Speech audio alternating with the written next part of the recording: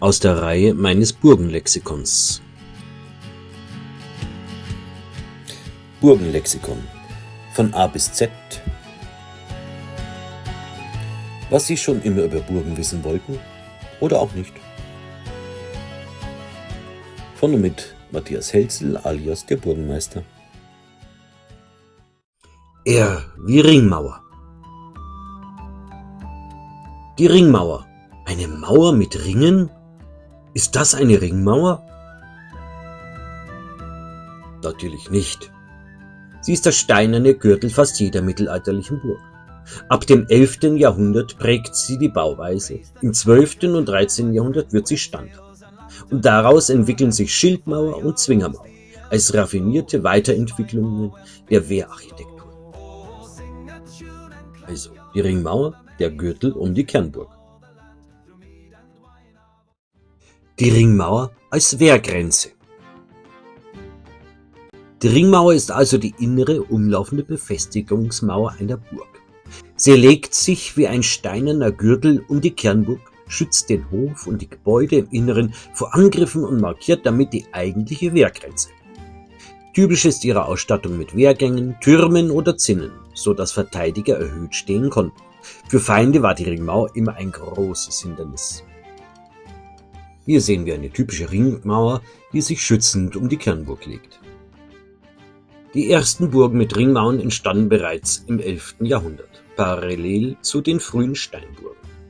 Ihren Höhepunkt erreichte die Bauform jedoch im 12. und 13. Jahrhundert, als nahezu jede größere Burganlage durch eine umlaufende Ringmauer definiert war.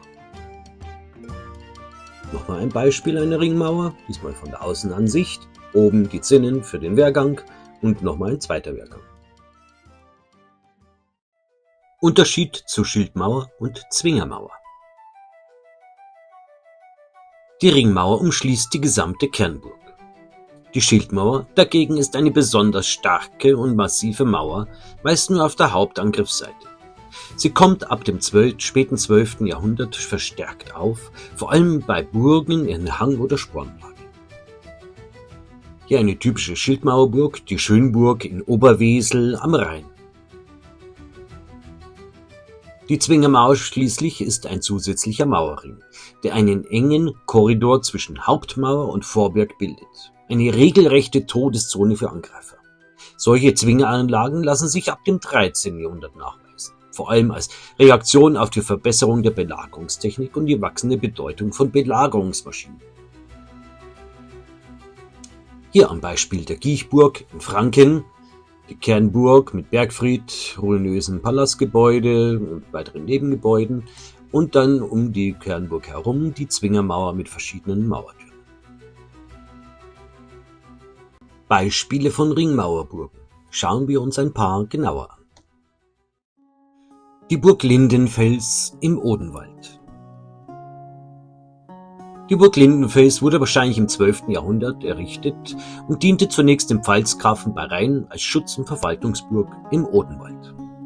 Kernstück war die Ringmauer, die die gesamte Anlage umschloss und schon im 12. Jahrhundert das Bild der Burg prägte.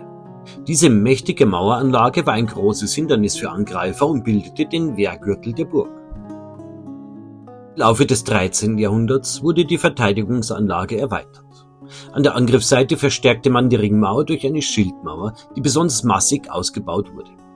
Zugleich entstand eine innere Zwingeranmauer, die einen schmalen Korridor vor der Kernburg schuf, eine Art Todeszone für Angreifer, die zwischen zwei Mauern eingeklemmt war.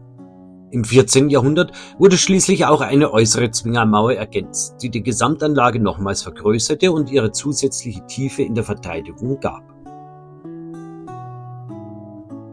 Damit zeigt Lindenfels beispielhaft die Entwicklung der Wehrarchitektur vom einfachen Ringmauerbau hin zur gestaffelten Verteidigungsburg.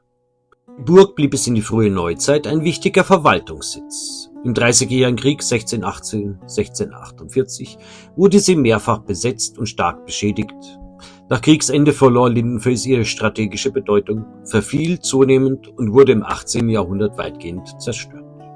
Heute sind die Reste der Ring- und Zwingermauern sowie der mächtige Burghügel erhalten und geben ein eindrucksvolles Bild von der mittelalterlichen Wehrtechnik. Ein Blick auf die Burg Lindenfels vom Ort aus, vor allem auf die Kernburg mit der hohen Ringmauer. Im 12. Jahrhundert entsteht die Burg Lindenfels. Hier die Ringmauer, rot markiert. Im Inneren geschützt die Wohn- und Nebengebäude der Burg. Im 13. Jahrhundert entsteht der innere Zwinger, hier ebenfalls rot markiert. Und schließlich entsteht sozusagen eine große geschützte Vorburg mit einer weiteren mit der äußeren Zwingermauer und einem zusätzlichen Korridor mit Mauertürmen. Burg Trausnitz im Tal in Bayern. Die Burg Trausnitz im Tal wurde im 13. Jahrhundert als sogenannte Randhausburg erbaut. Eine typische Ringmauerburg, bei der die Bebauung unmittelbar an die Ringmauer anschließt. Diese Ringmauer bildet die wichtigste Verteidigungsanlage und umschloss die gesamte Kernburg wie ein geschlossener Gürtel. Mit einer Höhe von etwa 10 Metern und einem durchgehenden Wehrgang galt sie als ausreichend, so dass auf aufwendige Zwingeranlagen verzichtet wurde. Erst im 14. Jahrhundert erhielt die Burg zusätzlich einen Bergfried, da es hoch aufragender Wehr- und Fluchtturm diente und das Erscheinungsbild der Anlage prägte. Als einzige vorgelagerte Verteidigungslinie verfügt die Burg über eine Vorburg, die der Hauptburg vorgelagert war und den Zugang sicherte. Durch ihre Lage im Tal und die mächtige Ringmauer war die Burg dennoch gut geschützt und erfüllte ihre Aufgabe als Wehr- und Wohnburg über mehrere Jahrhunderte. Hier der Blick auf die Burg Trausnitz, rechts natürlich die Hauptburg mit den Wohngebäuden direkt in die Ringmauer gebaut, ein Graben nach links und das L-förmige Gebäude, das sogenannte Sparneck'sche Schloss, ist die ehemalige Vorburg. Hier sehen wir den Grundriss der Burg Trausnitz, also der Hauptburg. Markiert ist nun die Ringmauer. Markiert ist der romanische Palas. Und hier der Bergfried, der erst im 14. Jahrhundert dazu gebaut wurde. Schließlich kam auch noch ein gotischer Palas dazu. Festung Chotin, Ringmauer-Gigant am Dnister.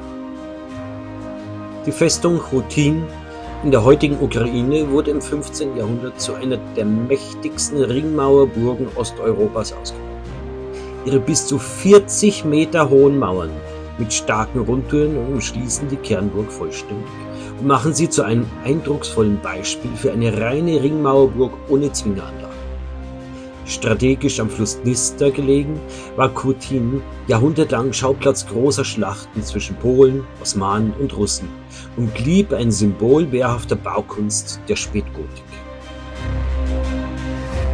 Hier ein Blick auf die Kernburg mit der Ringmauer, den Zinnen, dem laufenden Wehrgang natürlich, den Rundtürmen am Dnister. Rechts unten habe ich einen Wanderer markiert. Er ist vielleicht 1,75 groß, damit man diese Größenverhältnisse zu dieser gigantischen Ringmauer wahrnehmen kann. Fazit: Die Ringmauer war das Grundgerüst fast jeder Burg. Ob mit oder ohne Zwinger. Wie Trausnitz oder Chotin zeigen, reichte oft schon eine mächtige Mauer mit Wehrgang. Also nicht jede Burg brauchte zwingend einen Zwinger. Danke, dass Sie dabei waren. Ich hoffe, Sie konnten ein Stück Burgengeschichte, Burgenwissen mitnehmen. Ihr Matthias Helzel alias der Burgenmeister. Und nicht vergessen, abonnieren und liken ist kostenlos.